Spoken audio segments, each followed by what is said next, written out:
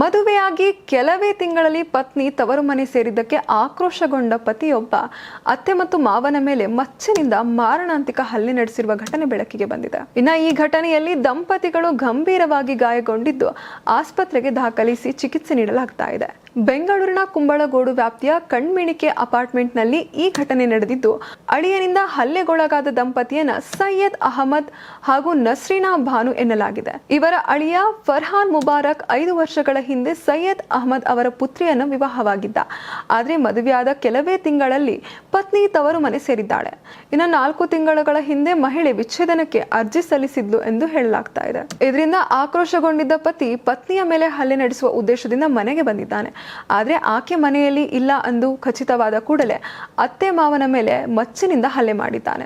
ದಾಳಿಯಲ್ಲಿ ಇಬ್ಬರ ಕೈ, ಕಾಲು, ತಲೆ ಹಾಗೂ ಭುಜ ಸೇರಿದಂತೆ ದೇಹದ ವಿವಿಧ ಭಾಗಗಳಿಗೆ ಗಂಭೀರವಾಗಿ ಗಾಯವಾಗಿದೆ. ಬಕ್ರೀದ್ ಹಬ್ಬದ ದಿನ ನಡೆದ ಈ ಘಟನೆ ತಡವಾಗಿ ಬೆಳಕಿಗೆ ಬಂದಿದ್ದು, ಹಲ್ಲೆಯ ದೃಶ್ಯಗಳು ಸಿಸಿಟಿವಿ ಕ್ಯಾಮೆರಾದಲ್ಲಿ ಸೆರೆಯಾಗಿವೆ. ಈ ಸಂಬಂಧ ಕುಂಬಳಗೋಡು ಪೊಲೀಸ್ ಠಾಣೆಯಲ್ಲಿ ಪ್ರಕರಣ ದಾಖಲಾಗಿದ್ದು, ಗಾಯಾಳುಗಳಿಗೆ ಚಿಕಿತ್ಸೆ ನೀಡಲಾಗ್ತಾ ಇದೆ. ಘಟನೆಯ ಬಳಿಕ ಪರಾರಿಯಾಗಿರುವ ಆರೋಪಿ ಫರ್ಹಾನ್ ಮುಬಾರಕ್ಗಾಗಿ ಪೊಲೀಸರು ಶೋಧ ಕಾರ್ಯ ಮುಂದುವರೆಸಿದ್ದಾರೆ. ಒಟ್ಟಾರೆ ಕುಟುಂಬ ಕಲಹದ ಹಿನ್ನೆಲೆಯಲ್ಲಿ ನಡೆದಿರುವ ಈ ಮಾರಣಾಂತಿಕ ದಾಳಿ ಆತಂಕಕ್ಕೆ ಕಾರಣವಾಗಿದ್ದು, ಆರೋಪಿಯ ಬಂಧನಕ್ಕಾಗಿ ಪೊಲೀಸರು ಬಲೆ ಬೀಸಿದ್ದಾರೆ.